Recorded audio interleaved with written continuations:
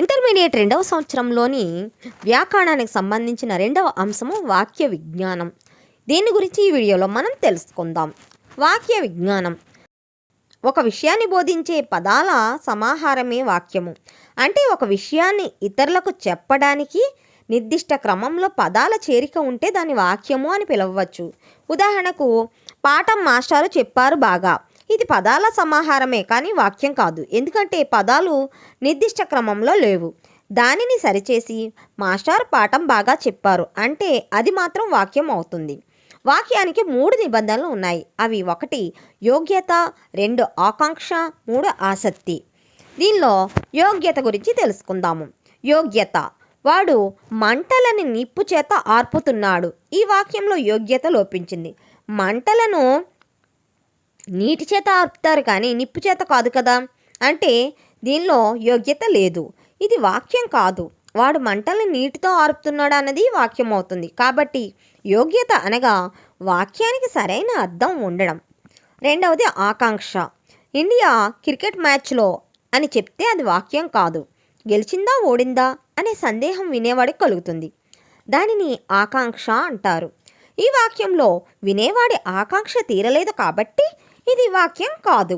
India cricket మ్యాచ్లో గెలిచింది అంటే వినేవాడికి ఆకాంక్ష తీరుతుంది కాబట్టి వాక్యం అవుతుంది. అంటే ఇక్కడ వాక్యాన్ని మనం పూర్తిగా కంప్లీట్ చేయాలన్నమాట.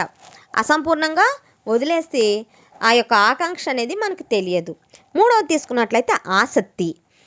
వాక్యంలో పదాలు ఒక నిర్దిష్ట క్రమంలో వెనువెంటనే వస్తే అది ఆసక్తి.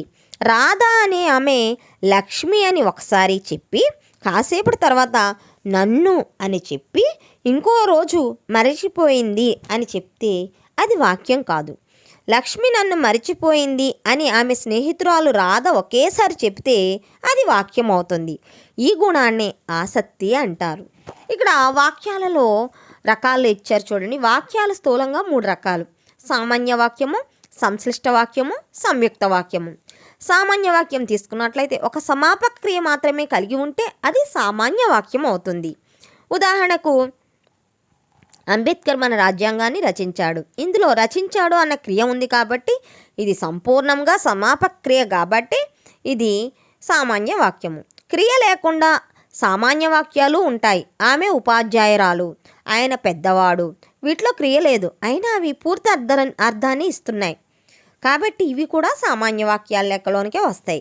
వీటిని క్రియారహిత వాక్యాలని అంటారనమాట. 2వది తీసుకున్నట్లయితే సంశ్లిష్ట వాక్యము. కొన్ని అప్రధాన వాక్యాలు ఒక ప్రధాన వాక్యంతో కలిసి ఏర్పడేది సంశ్లిష్ట వాక్యం. సంశ్లిష్ట వాక్యము అంటే 1 అంతకంటే ఎక్కువ అసమాపక క్రియలు చివర ఒక సమాపక క్రియను కలిగి ఉంటుంది. నేను ఉదయాన్నే లేచి 1 గంట సేపు చదువుతాను. ఇందులో లేచి అనేది అసమాపక క్రియ, చదువుతాను అనేది సమాపక క్రియ కాబట్టి ఇదేమవుతుంది, సంశ్లిష్ట వాక్యము అవుతుంది. మరికొన్ని ఉదాహరణలు చూద్దాం. సుజాత టీవీ చూస్తూ మాట్లాడుతూ భోజనం చేస్తోంది. రైలు వచ్చిన చుట్టాలు రాలేదు. అరుణ్ ఇంటికి వెళ్ళి వంట చేశాడు. ఇవన్నీ కూడా సంశ్లిష్ట వాక్యాలు. ఇక సంయుక్త వాక్యము. సమ ప్రాధాన్యం గల 2 అంతకంటే ఎక్కువ వాక్యాలు కలిసి ఒక వాక్యంగా ఏర్పడితే అది సంయుక్త వాక్యం అవుతుంది. దీనిలో అసమాపక క్రియలు ఉండవు, అన్ని సమాపక క్రియలే ఉంటాయి. ఉదాహరణ చూద్దాం. వెంకటాచలం వేషాలు వేస్తాడు, వెంకటాచలం ఉపన్యాసాలు ఇస్తాడు. ఇక్కడ 2 వాక్యాలు కూడా విడివిడిగా ఉన్నాయి. ఈ 2 వాక్యాలను కలిపితే వెంకటాచలం వేషాలు వేస్తాడు, ఉపన్యాసాలు ఇస్తాడు అవుతుంది.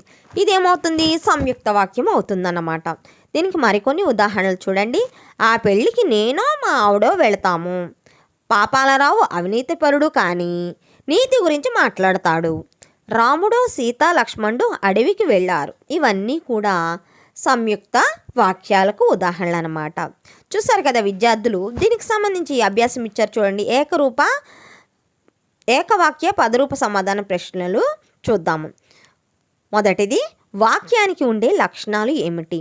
2, వాక్యాలు స్థూలంగా ఎన్ని రకాలు? సామాన్య వాక్యం అంటే ఏమిటి? కొన్ని అప్రధాన వాక్యాలు ఒక ప్రధాన వాక్యంతో కలిసి ఏర్పడే వాక్యము ఏది? నేను ఉదయాన్నే లేచి 1 గంట సేపు చదువుతాను. ఇది ఏ రకమైన వాక్యము? పాపాలరావు అవినీతిపరుడు, పాపాలరావు నీతి గురించి మాట్లాడతాడు. సంయుక్త వాక్యము రాయండి. ఇంటికి వెళ్ళి వంట చేశాడు. ఇది ఏ రకమైన వాక్యము? వాక్యం అంటే ఏమిటి? సామాన్య వాక్యానికి ఉదాహరణ ఇవ్వండి. వాడు మంటని నిప్పు చేత ఆర్పుతున్నాడు. దీనిలో దోషం ఏది? 2 సమప్రాధాన్యం కలిగిన వాక్యాలు కలిసి ఒక వాక్యంగా ఏర్పడితే అది ఏ వాక్యము? యోగ్యత అంటే ఏమిటి? రైలు వచ్చినా చుట్టాలు రాలేదు. ఇది ఏ రకమైనటువంటి వాక్యము? ఆసక్తి అంటే ఏమిటి?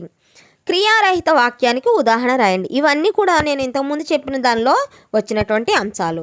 వాటిని చూసి మరొకసారి వీటికి జవాబులు రాసుకోండి. చూసారుగా విద్యార్థులు, ఈ వీడియోలో మనం వాక్యాలు ఏ విధంగా ఉంటాయనేది తెలుసుకున్నాము. మీకు కనుక ఈ వీడియో నచ్చినట్లయితే నా ఛానల్ శిరీష లెసన్స్ని లైక్ చేయండి, షేర్ చేయండి, అలాగే మీ స్నేహితులకు కూడా పంచండి. Thank you for watching.